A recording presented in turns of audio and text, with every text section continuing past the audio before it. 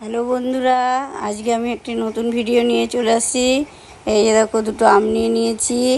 আম দুটোকে পুড়িয়ে নেব। আমি পুড়িয়ে নিয়ে দেখো একদম ভালো করে পুড়িয়ে হবে আমটাকে। ওই যে অর্ধেক দেখো পুরো হয়ে গেছে, এবার হলুদে হলুদে হয়ে আসছে। এটাকে সুন্দর করে পুড়িয়ে নিতে হবে। সবাই ভিডিওতে দেখছি যে আম পোড়া শরবত করছে, আমিও আজকে করার চেষ্টা করছি। যা গরম পড়েছে, এই গরমে আমটা পুড়িয়ে খেলে, শরবত খেলে বেশ একটু গরম ভাবটা কম লাগে। এই দেখো একদম দেখেছো কালো কালো হয়ে গেছে। এটাকে একটু পুড়িয়ে নেব। একটা পুরো হয়ে গেছে, আর একটা একটু হলদে হলদে রয়েছে, ওটাও সুন্দর করে পুড়িয়ে নেব। হয়ে গেছে, এবার এটাকে আমি তুলে নেব। তুলে নিয়ে এটাকে পরিষ্কার করে নেব একটু জল দিয়ে। এটাকে এইগুলো উপর থেকে কালো কালো যেগুলো আছে সব একটু জল দিয়ে ভিজিয়ে নিয়ে উপরে ওই কালো ওই অংশগুলো ফেলে দেবো। পুরো ভালো করে পরিষ্কার করে নেবো। এখন আমি পরিষ্কার করে নিচ্ছি।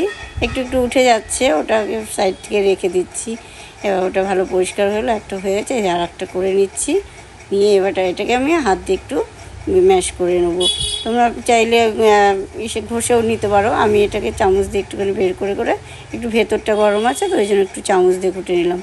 এবার ভালো করে এটাকে চটকে নেবো, হাত দিয়ে চটকাবো, কেন চামচ দিয়ে হবে না এটা, সেই জন্য আমি একটু হাত দিয়ে ডুলে নেবো।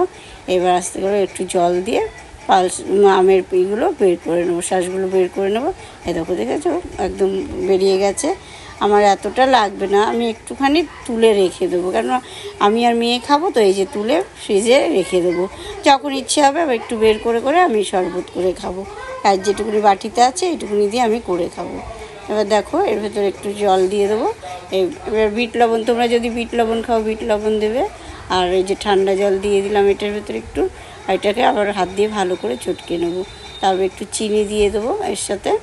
চিনি দিয়ে যতটা যেরকম মিষ্টি খাও তোমরা সেরকম দেবে। আম বেশি টক হলে একটু মিষ্টিটা বেশি লাগবে, ওই জন্য আমি একটুখানি 1 চামচ করে দিলাম। 2 গ্লাস করবো তো ওই জন্য।